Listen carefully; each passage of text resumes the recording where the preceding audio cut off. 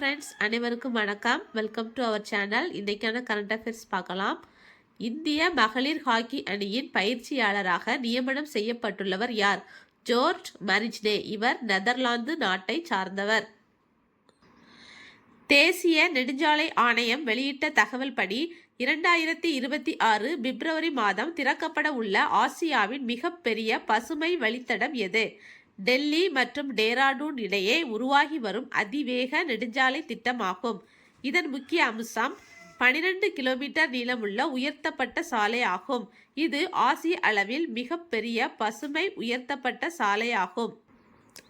உத்தரகாண்ட் மாநிலத்தின் முதல் நவீன கண்ணாடி தொங்கு பாலம் எது? பஜ்ரங் சேது கண்ணாடி பாலம் ரிஷிகேஷில் உள்ளது. 1929 கட்டப்பட்ட லக்ஷ்மண் ஜூலா பாலம் பலவீனமடைந்ததால் 2019 மூடப்பட்டது. அதற்கு பதிலாக இந்த பாலம் கட்டப்பட்டு வருகிறது. இது 2026 பிப்ரவரியில் திறக்கப்பட உள்ளது. ரிஷிகேஷ் கங்கை நதிக்கரையில் அமைந்துள்ள சுற்றுலா தலம் ஆகும். இந்த பாலம் தேக்ரி மற்றும் பௌரி மாவட்டங்களை இணைக்கிறது.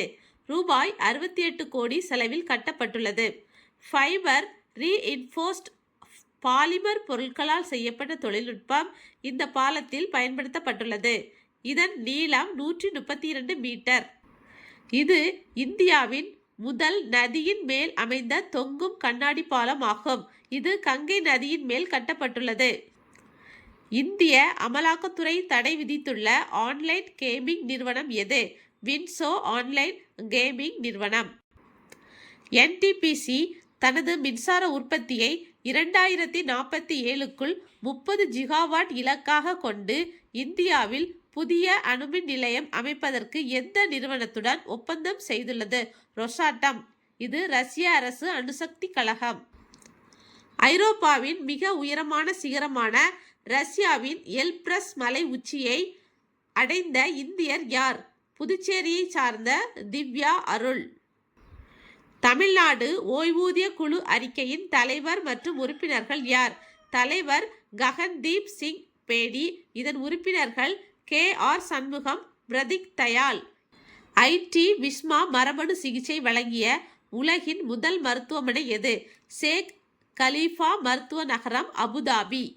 முதுகெலும்பு தசை சிதைவு SMA நோயால் பாதிக்கப்பட்டவர்களுக்காக உருவாக்கப்பட்டது.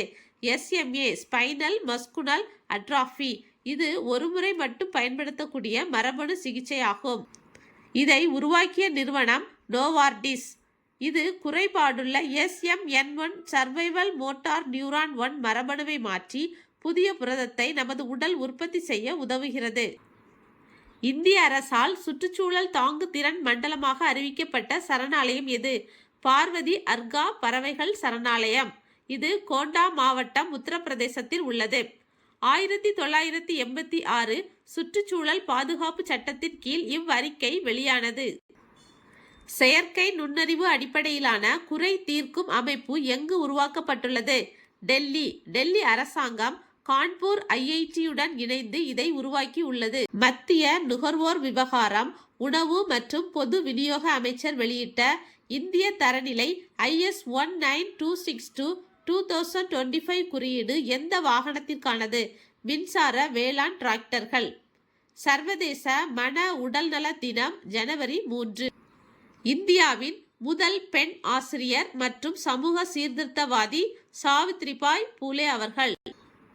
1848 முதல் பெண்களுக்கான பள்ளியை பூனேவில் அவரது கணவர் ஜோதிராய் பூலேவுடன் இணைந்து தொடங்கினார்.